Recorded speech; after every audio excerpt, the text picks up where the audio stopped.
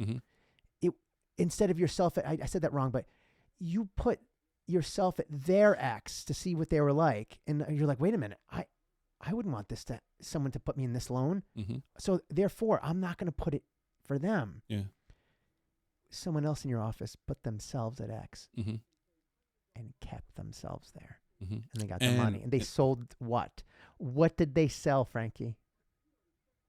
Not a mortgage. Technically, what did they sell, that person in your office? Do I even have to say it? They sold their morals. They sold, leave a blank space there where your heart should have been.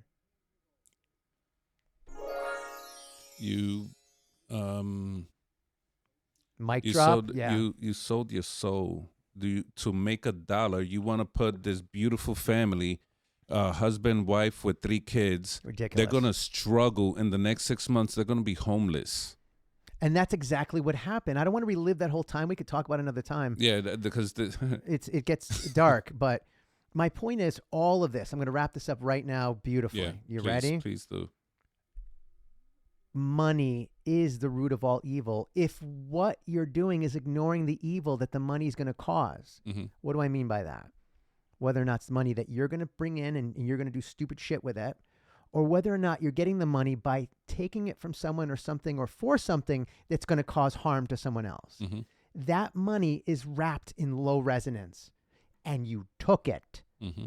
It's still going to have low resonance when you go to use it. Guess where that low resonance goes? Into you. Because the money doesn't keep it, because you just gave it to someone else to buy whatever, some other company. A long-winded way of saying that stank of how you got the money, it's still on you, kid. Mm-hmm. And you're going to stink of it until you deal with it. And I got to a point, and I don't want to say anything more about the bank. I've said enough for now. I had so much stank on me because I had to. I couldn't do it anymore. It was eating away at me inside. Mm-hmm. And it's wonderful to hear you use, I forgot that you were a mortgage guy. You went through the same example. The equation was a little bit different, was it not? Mm-hmm. You went to mortgages. I was doing it with mortgages or home equities, which was a mortgage on top of a mortgage, essentially, a rate that was variable as well, against prime rate, not as volatile as the LIBOR rate, or is the other way around? Wink, wink.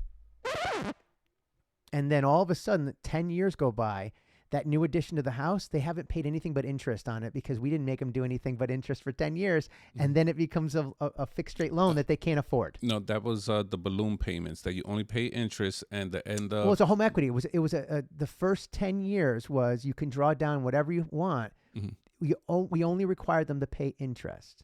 That was it. A very small amount. Very small amount. And then after 10 years, I think it was 10 years, or was it 13? It was like 13 and whatever months.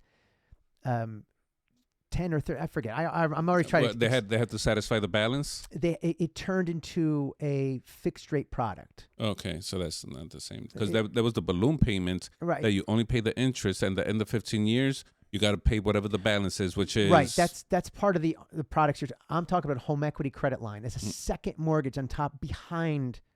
Yeah, the second lien. And we were pushing them so much. I'm like, oh my God. Like, why didn't you talk to... I don't want to go there. My point to wrap this all up. Money leads you to do a lot of crazy shit. Do you agree? Yeah. Our buddy Ted DiBiase, I mean, I don't have him on the screen anymore. Everyone's got a price. Again, you only put prices on things that are meant to be sold. What are you selling then, Frankie? If you've got a price, not you personally, but people, what are you selling? Because you ain't getting it back. Mm-hmm. If it's what I think it is, your soul, your morals, your ethics, your livelihood, I almost sold my life because it almost killed me.